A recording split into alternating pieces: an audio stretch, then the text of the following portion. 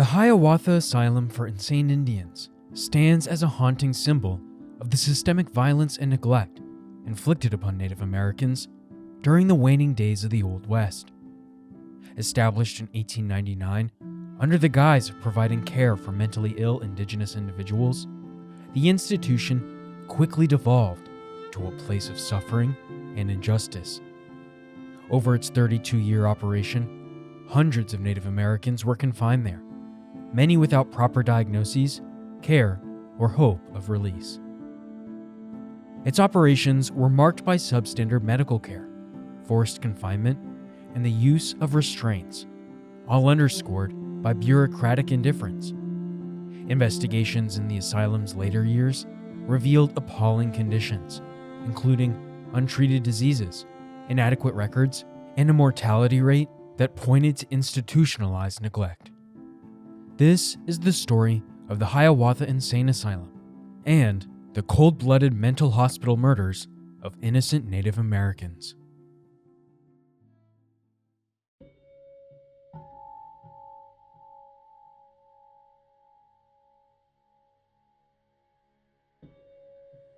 The Hiawatha Asylum for Insane Indians, also called the Canton Indian Insane Asylum, was established in 1899. The facility initially appeared to address mental health concerns among Native Americans. However, its actual purpose revealed a far more sinister intent. Unlike the Cherokee Council's 1873 institution, which genuinely supported deaf, blind, and mentally ill community members, Hiawatha functioned primarily as a containment facility for Native Americans deemed problematic by dominant society. Republican Senator R.F. Pettigrew and an Indian agent conceived the project under the guise of social reform for Indigenous communities. Construction commenced in 1901 near Canton, South Dakota, resulting in a 3-story main building with a distinctive 4-wing architectural design positioned atop a prominent hill. The expansive grounds included multiple barns, with 2 structures remaining intact today, alongside a subsequent hospital building designed to manage tuberculosis patients and additional medical requirements. A 7-foot-high fence encircled the property, with ornate wrought iron gates emblazoned with the institution's name, a representation of the physical and psychological barriers separating patients from the outside world. The asylum was quite literally designed to not just keep prisoners from leaving, but from keeping curious civilians out. When Hiawatha first admitted a patient on December 31, 1902, its operations exposed its deeply troubling mission. Within 12 months, the asylum confined 16 patients. By its closure in 1934, hundreds of Native Americans had been institutionalized, with many never reuniting with their families or returning to their ancestral lands. Oscar Gifford, a former Canton mayor, assumed oversight of the institution through his political and business connections. Despite possessing no medical training or mental health expertise, he was appointed by the Bureau of Indian Affairs. Under Gifford's leadership, the asylum epitomized a system that prioritized control and suppression over genuine care, casting a profound and damaging shadow over the history of Native American mistreatment in the United States. The institution represented a disturbing manifestation of systemic racism, where purported medical intervention masked a calculated strategy of cultural dismantling and population control.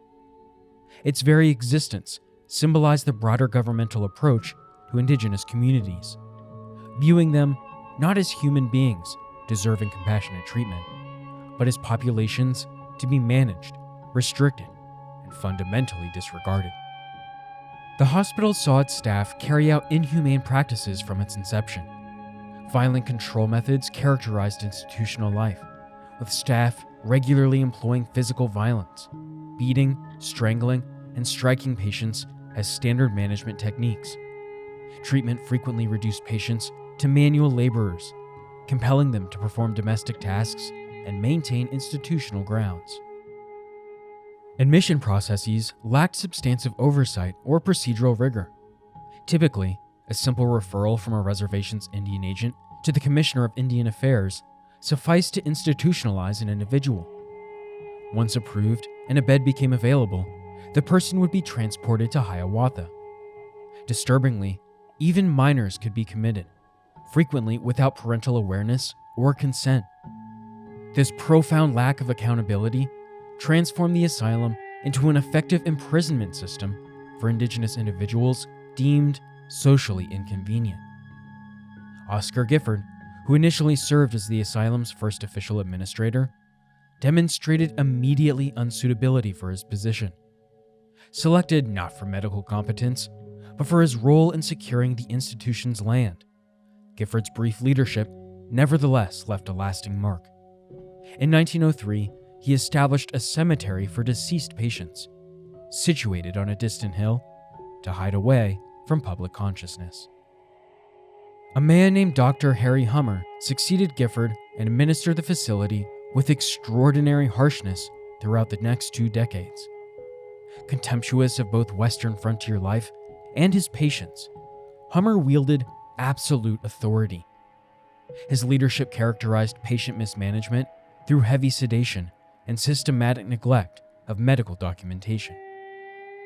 Patients deemed compliant might occasionally perform external labor, while others remained confined indoors, isolated from natural environments, a particularly devastating restriction for individuals whose cultural traditions were intimately connected with outdoor spaces. Chronic understaffing plagued the institution, with merely 1 or 2 attendants supervising wards containing 20 to 30 patients. Professionally trained nursing staff were not employed until the asylum's final years.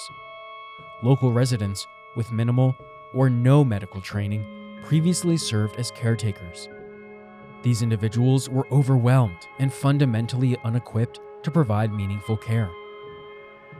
Hummer's contempt extended beyond patient treatment to the facility's basic infrastructure.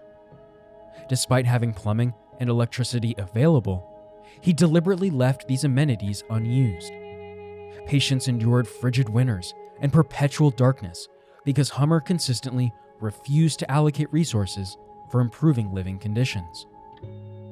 His strategic approach of minimal expenditure, believing surplus funds might facilitate his transfer, paradoxically ensured his prolonged tenure.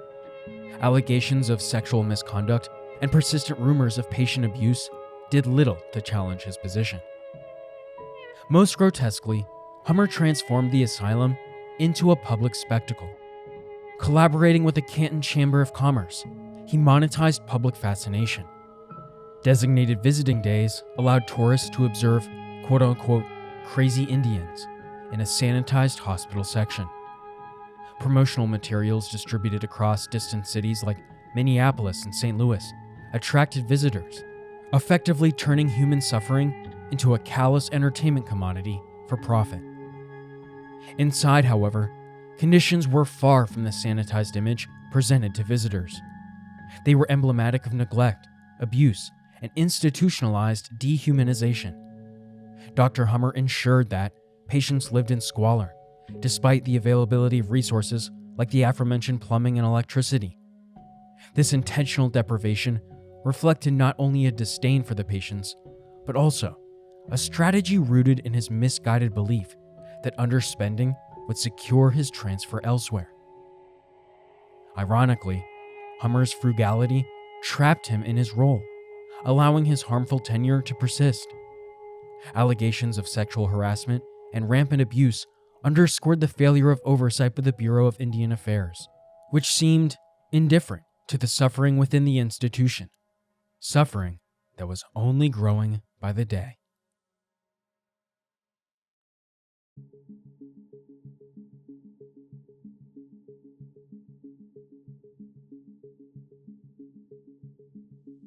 The Hiawatha Asylum for Insane Indians embodied one of the most profoundly overlooked humanitarian catastrophes in American historical records.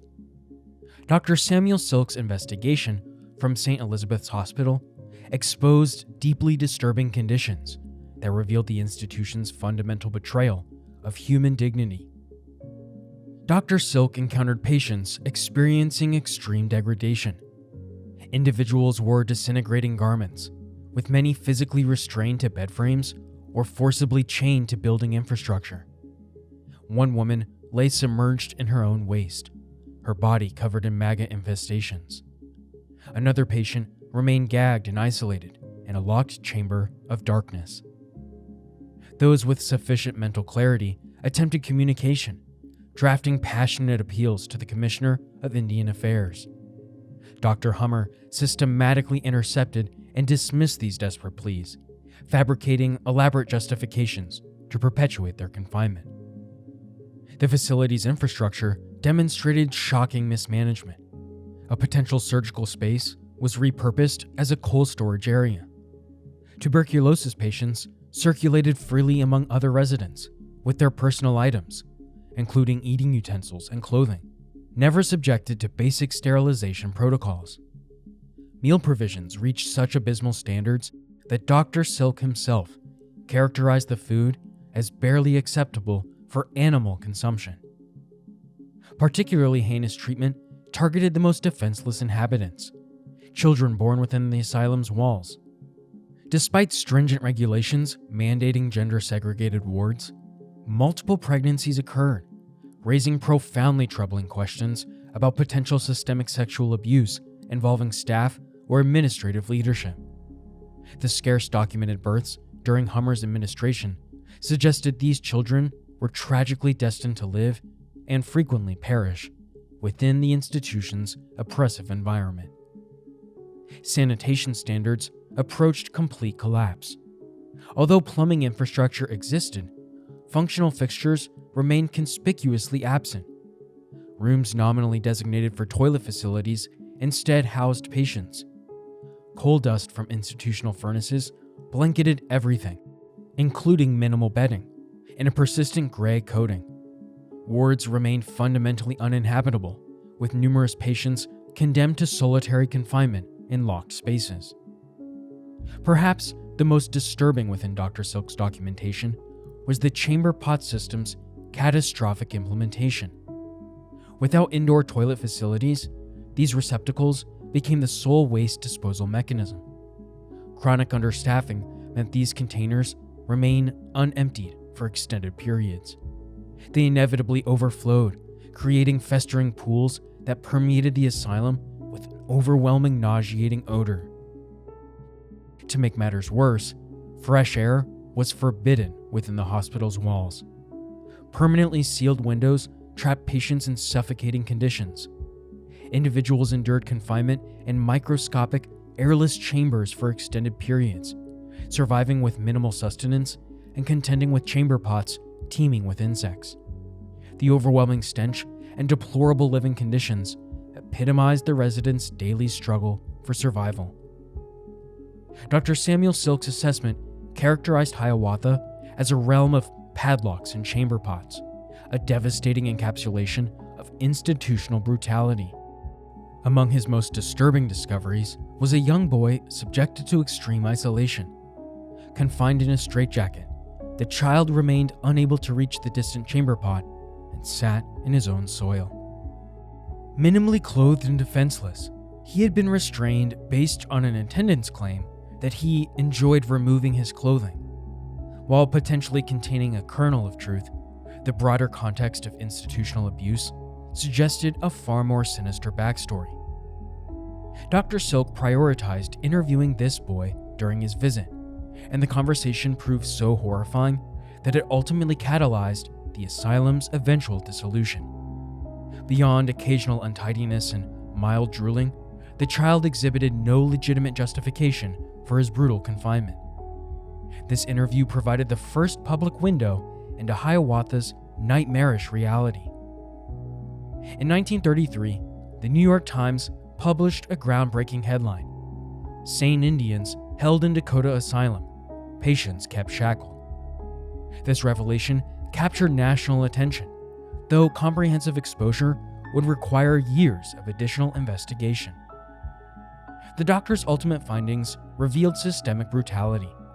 Handcuffs and shackles emerged as standard operational tools. frequently employed as an initial intervention. Even more disturbing, some patients had been restrained so extensively that institutional staff had misplaced the keys to their bindings. Institutional chaos was further amplified by an untrained workforce lacking medical expertise. These attendants wielded unchecked authority over patients, arbitrarily deciding restraint and punishment without administrative consultation. This dynamic proved particularly dangerous, as many attendants harbored deep-seated prejudices against Native Americans, compounded by lingering tensions from recent regional conflicts. Dr. Silk's comprehensive report nearly terminated Dr. Harry Hummer's administrative position. Federal authorities mandated immediate reforms, including the recruitment of professionally trained personnel. Characteristically, Hummer responded with arrogance and deflection. Rather than implementing suggested improvements, he reduced the already insufficient workforce, further endangering vulnerable residents. The documentation of atrocities illuminated a comprehensive pattern of systemic neglect, profound prejudice, and sustained abuse. Dr. Silk's investigation revealed a systematic failure that transformed what should have been a healing environment into a chamber of sustained, calculated human suffering. His report became a pivotal document, exposing the profound institutional neglect and dehumanization endemic to the Hiawatha Asylum's operations. Luckily, for everyone involved, the end of an evil era was near.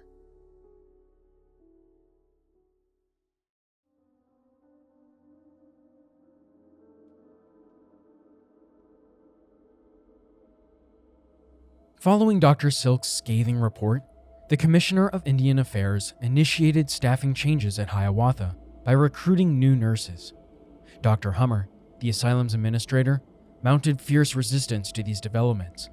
Grace Phileas, a professionally trained nurse, emerged as a formidable challenger to Hummer's institutional control. Recognizing the profound deficiencies in patient care, her improvement efforts directly confronted Hummer's established practices. Strategically, Hummer requested an investigation, carefully assembling a 4-person panel composed entirely of his personal acquaintances. Predictably, the panel recommended Phileas's termination. Another woman, Doretta Kep, experienced similar professional persecution. Hummer subjected her to public scrutiny of her personal life, ultimately orchestrating her abrupt dismissal. Despite the significant attention generated by Dr. Silk's investigation, Hiawatha's fundamental conditions remained largely unchanged during the subsequent 4 years. Hummer continued engaging in staff conflicts, while patient care persisted in its deplorable state. In 1933, John Collier assumed the role of Commissioner of Indian Affairs, bringing a markedly more proactive approach.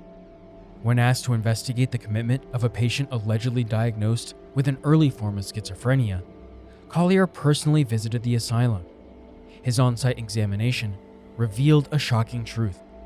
This patient was entirely free of mental illness. Having previously reviewed Dr. Silk's comprehensive report, Collier's first-hand observations of Hiawatha's conditions provoked visceral outrage. He famously declared the institution so outrageously cruel and injurious that we would deserve to be blown out of the water if we continued it.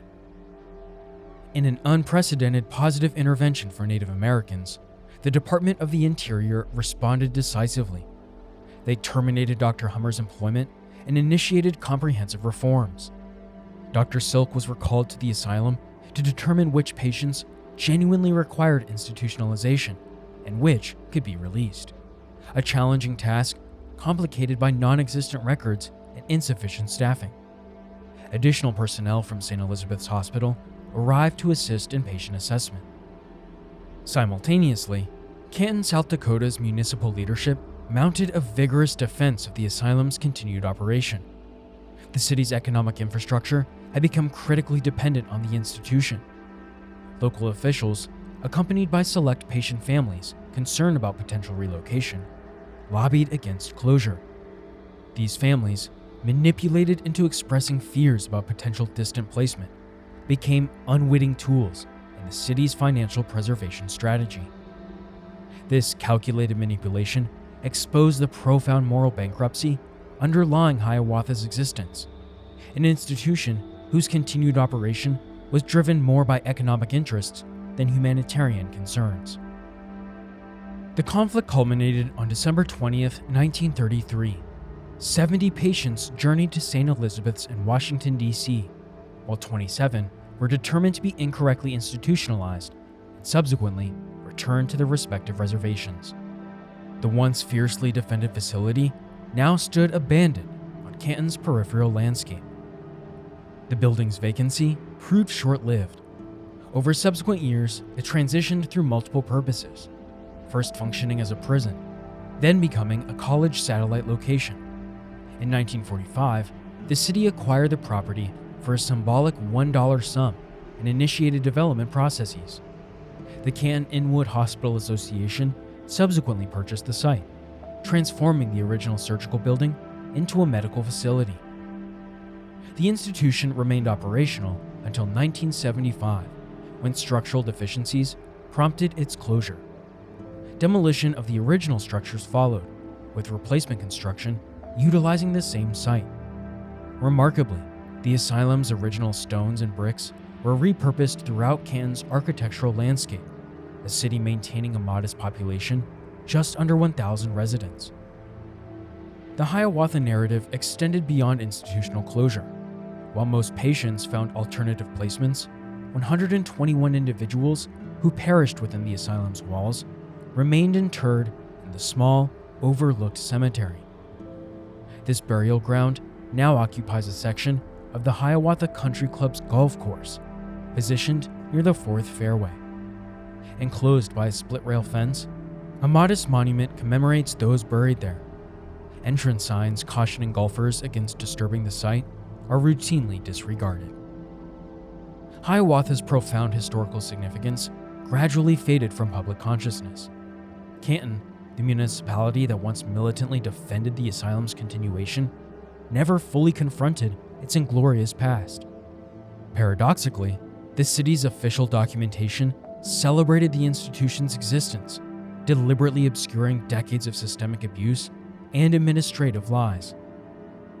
Although scattered historical documentation exists, including academic articles and occasional scholarly references, the comprehensive narrative of the Hiawatha Asylum for Insane Indians remains largely concealed. It epitomized one of the United States' most meticulously guarded historical secrets, systematically suppressed through decades of calculated silence and institutional denial. In modern times, Native American communities converge at the former Hiawatha Asylum site every year to memorialize those interred in the cemetery. This gathering has transformed into a significant cultural event, offering a profound opportunity for collective remembrance. Participants unite to honor the memories of those who endured unimaginable suffering, using the location as a powerful site of reflection and historical acknowledgement. The commemoration serves not only as a memorial service, but also as a critical moment of cultural healing, allowing descendants and community members to recognize the profound injustices experienced by their ancestors at this infamous institution. A symbol of not just the dark secrets that existed on America's frontier, but a symbol of reckoning as one of America's most desperately hidden evils, covered up by the nation as a whole.